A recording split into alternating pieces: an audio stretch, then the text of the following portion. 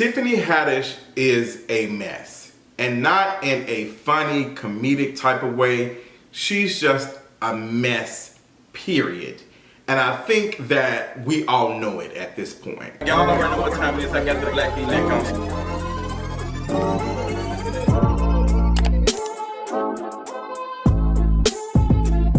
What's going on, you all? We got to talk about Tiffany Haddish.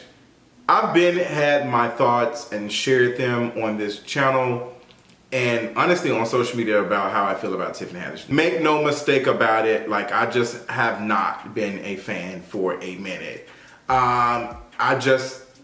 It's just something about her that's just, I could not put my finger on it. And for a while I was just like, you know what, maybe it is some level of misogyny or maybe it is that. But over time I've just seen just some of the things that she's done, and now it is starting to rear its head. We've seen the story about what her and Aries Spears did with that skit involving them kids. You know, that's kind of been, swept on the rug. I guess the Black Hollywood elite have now accepted her back or whatever in defending her. But she's had a history of some things that have been very, very questionable. I know one of the things that's been brought back is the harassment that she was doing on Clubhouse during the pandemic, when there was a conversation about vaccines and COVID and stuff. Like, she was in a Clubhouse discrediting this doctor, talking bad to the doctor, so much to the point that the doctor, felt and she didn't want to be alive anymore. Like, she didn't want to be here anymore. That's the type of harassment and stuff that she was experiencing by Tiffany Haddish in the Clubhouse. And Tiffany Haddish is she's just a nasty person. And I think I could just say that just comfortably. I'd never want to call a black woman nasty, because I know how that looks. But Tiffany Haddish is that. And I feel like I just have to just name that. Recently, what has brought her name back into, the conversation and stuff is the article that she shared on Twitter. She shared an article by the LA Times saying Johnathon Majors accuser appears unhurt clubbing in video. Now, some people have even said that, girl, if you paid attention, the LA Times have been very conservative for a while. But she shared this article, and I guess they chewed her up real bad, and she deleted it. Now, keep in mind that no celebrities have came out, and no mainstream big celebrities have came out and said anything about Johnathon Majors. You haven't seen Angela Bassett say anything. You haven't seen, what's that boy who don't date black women? That they brothers, we're happier and we're singing, we're colored, give him a high five, what's his name? Michael B. Jordan hasn't even said anything, and he's like, this is my brother. Nobody has came out. Marvel hasn't even said anything, because it's a mess. So far, Johnathon Majors has been dropped by his PR team, his management company. He's been dropped from a couple of projects.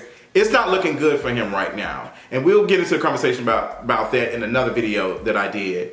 And Tiffany Haddish has now shared this article that's now deleted now off her Twitter, discrediting the victim. What gets me is this was the same thing that was happening to Megan Thee Stallion over the last couple of years.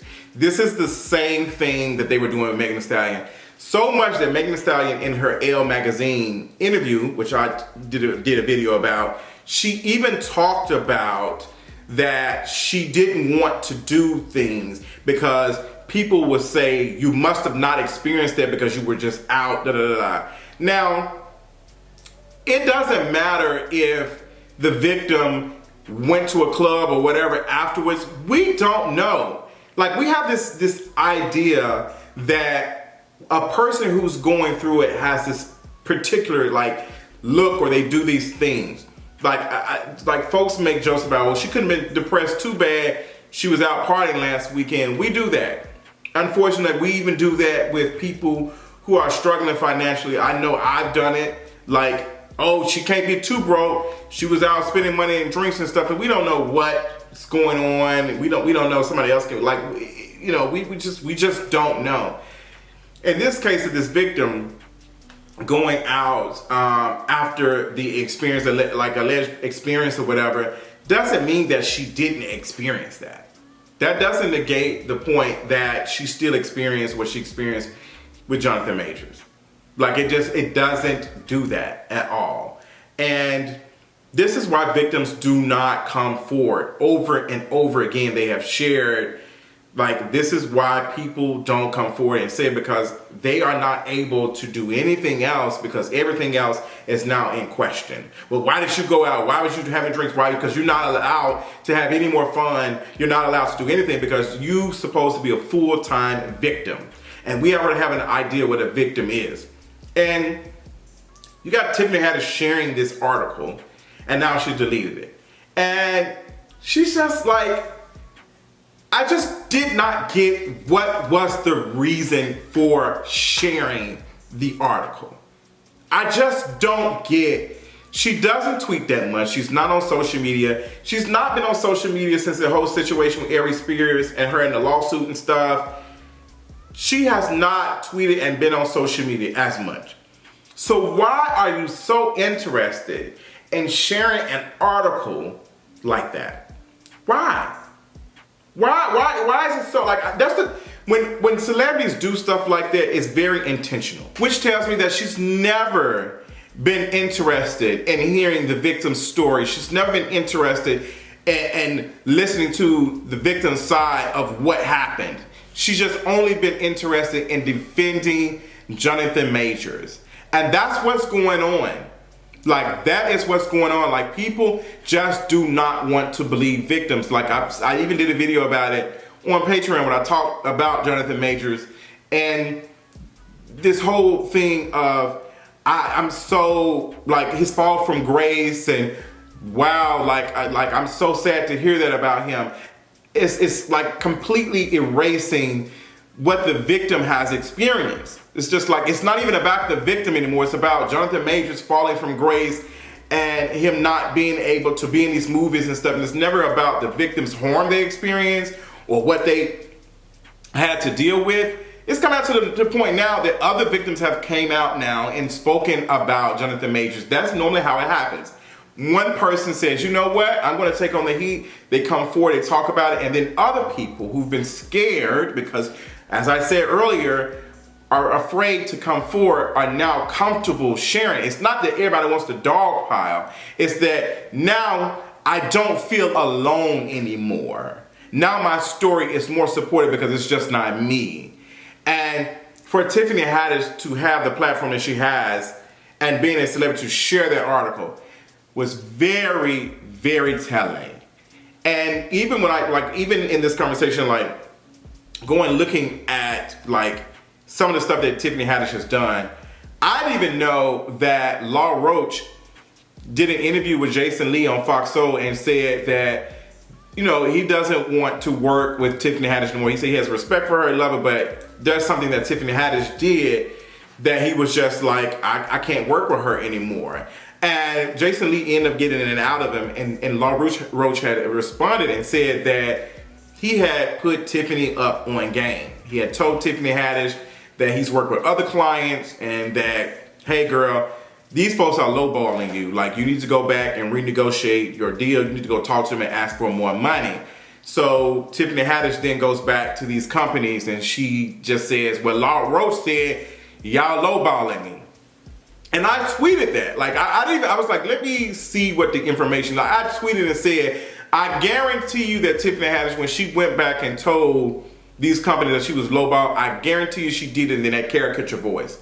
Because that is what Tiffany Haddish is. Like, folks wanted, somebody had tweeted and said, Tiffany Haddish has been the same for the last 20 years. She's not changed.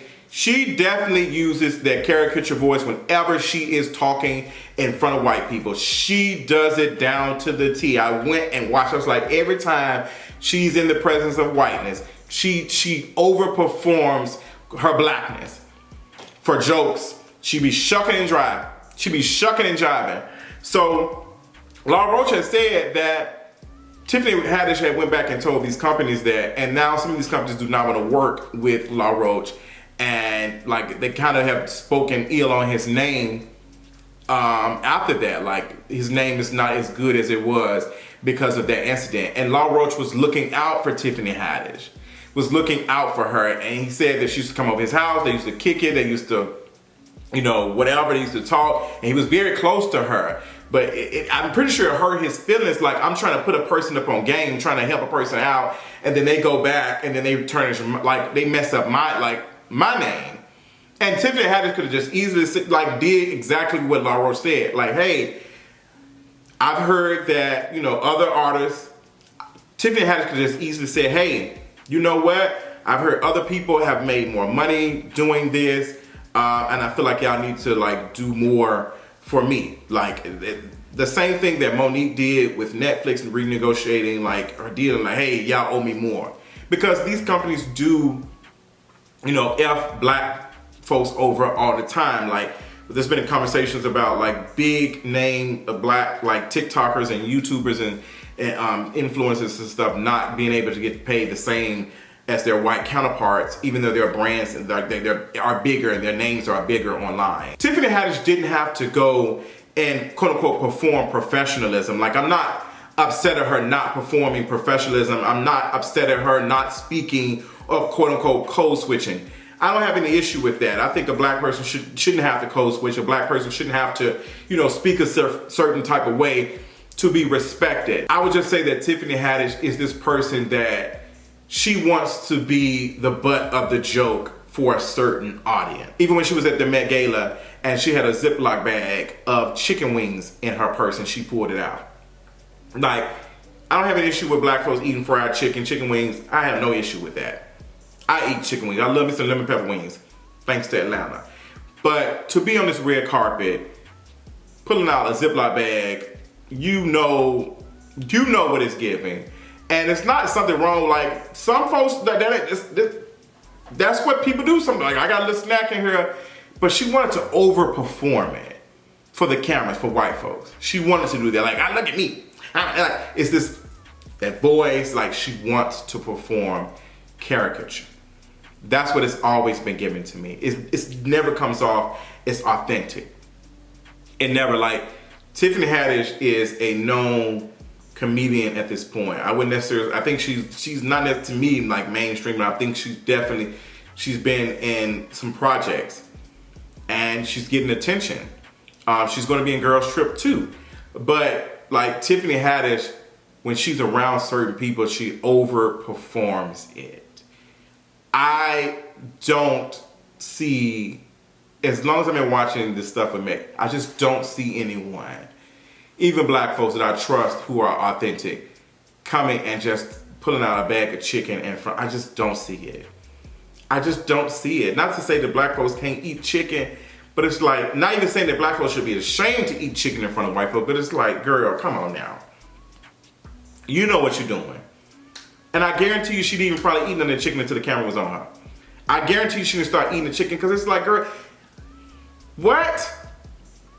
Like, what is this about? Like, what is this about, girl? Like, and even when she was on the red carpet and the interviewer reporter asked her and say, hey, girl, like, what costume are you wearing?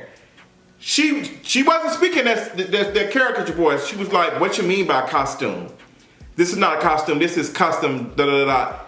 She was able to do it then. She was able to do it then. The voice, everything, it disappeared.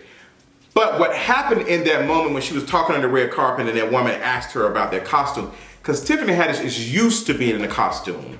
She's used to performing the costume. So in that moment, she was not ready to perform. And she got irritated that somebody expected her to perform. But I don't think the reporter was even thinking about that, to be honest, because that's a common question. You're on a red carpet, you're wearing clothes, designer, what costume? That I wouldn't take that as a microaggression or anything, but I understand there are times when people, white folks, do microaggressive like things. They do it all the time. But in that moment, it wasn't. But Tiffany Haddish is so used to performing in that lane that she thought that somebody was expecting her to perform right then and there. She's trapped. She's trapped herself. She's trapped herself in this box.